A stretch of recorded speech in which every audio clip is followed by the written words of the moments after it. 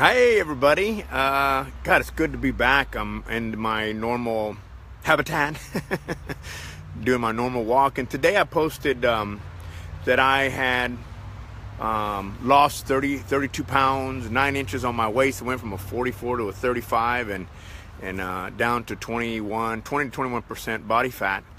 And I kind of talked to you a little bit about how I did that, and I wanted to talk a little bit more about that so that you would understand what I meant by making a transmutation versus a transformation. So when we've all heard the story of the butterfly that transforms into the caterpillar who transforms into a beautiful butterfly. And the truth is that that's an incorrect statement. It's scientifically impossible for a caterpillar to transform into a butterfly. But what it does do is that it transmutes. Now, what's the difference in transmutation versus transformation? Well, having a young son, when he was younger, I got into what he used to watch as Transformers. There was this cartoon that would have the cars turn into big monsters. They would transform and then transform back into the car when they were done doing whatever they were supposed to be doing. Well, that's a cute story. And it sounds sexy to transform. But the truth is, to have lasting change, an individual needs to transmute, which means that you go into a different state and never come back. And so when I talk about transmutation, I'm talking about what the caterpillar actually did. The caterpillar transmuted. It actually spun itself into a chrysalis, actually ate itself. Enzymes ate the caterpillar. It transmuted into a butterfly, never to go back. It can never go back to being a butterfly as it is, a caterpillar, because it is now a butterfly. And when I think about this process that I've been through over the last 3 years to transmute my health, it was to never go back. It wasn't designed for me to yo-yo up and down, but I had to do it my way. And that's why I say I did it my way and baby steps. And some of those things are not easy. And diets don't work for me, and all the talk, and don't get scales, and don't do this, actually just made me go out and get a hamburger anyway. So I've done a lot of transmuting over the last 3 years, and some of that, of course, because of my mother's passing and her health really got me thinking about my longevity and my staying around longer. So 3 years ago or more, I quit drinking alcohol, consuming alcohol. And that was a difficult thing to do because that's a human stimulant. Sometimes what we don't realize is that we have stimulants in our lives that aren't good for us. And there's actually 10 stimulants. But the bottom 3 are the most destructive. And that's alcohol, stress, and fear. And those are the 3 that I think America is addicted to. And those are the things that I had to challenge myself in and figure how I could get less of that in my life and more health in my life. So that was the beginning of that process.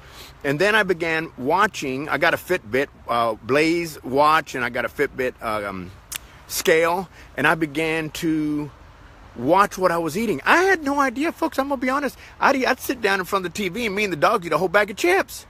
I had no idea that my body could only burn 1,500 calories in a day if I wasn't exercising, and I was cramming 4,000 or 5,000 calories in that one bag of chips.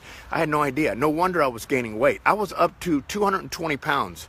220 pounds. I'm 187 today. 44-inch waist. I'm down to a 35-inch waist. But I didn't know. My knees were failing. They were telling me that I needed a new knee. I could barely walk. I even got a handicap sticker, for God's sake, because they didn't want me walking from the grocery store to my car because I was in so much pain. They had me on all these painkillers. So I knew I had to do something. I ended up watching what I was eating. So in the first year or so, I had to really watch. I really watched my calories. I really watched how much I was eating, and I got myself down to 1,500 calories a day. That was it. That's all I got, and I got used to it. I don't do that now because I jump-started my metabolism, and it's working great. And so, I stopped eating so much salt when I realized that it was absolutely consuming me, and the salt was getting me tired, and I was foggy-headed, and I was out of energy all the time. So I literally cut salt out of my diet except for what I needed, and the Fitbit would tell me what I needed. I stopped drinking soda and started drinking more water. I didn't realize I wasn't drinking enough water, so I drank more water. These are things we can all do. You don't need to go on a diet. You just need to start watching what you're eating. That's what I did. And I'm not here to say should. I'm telling you what I did and why I'm transmuting versus transforming into this new health, into this new way of being.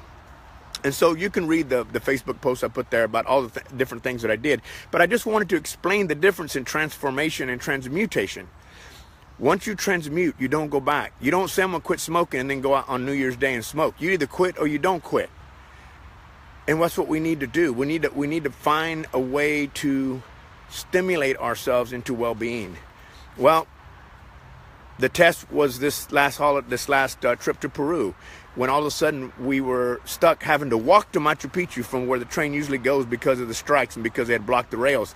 And that was a 4-hour plus walk on the Inca Trail, on a railroad trail, with rocks and a heavy backpack. And yet I was still able to make that happen. And then later on, we had another trek as we got into the Amazon jungle for about 2.5 hours with a heavy pack on. And I was able to do that. So I'm proud of that. So you can do it. But it's baby steps, your way. Do it your way. Pay attention to what you're eating. Pay attention to what's in your food. And before you know it, your body starts craving the good stuff. I'm not going to sit here and tell you I don't eat a hamburger. I'm not going to sit here and tell you I don't like a steak. That's why I said I'm a half-time vegetarian. The other half I eat what I want. But half-time is better than no time. And I'm happy to be healthy today and getting healthier and healthier. So my goal, September 5th is my 54th birthday. I want to get down to 175. 175 puts me around where I was when I was in college. Wow. 175. Well, we'll see, right? Have a beautiful, blessed day. I'm glad to be back here in Southern California. And I hope you're having a beautiful day. And if no one has said this today, let me be the first or the last to say, I love you.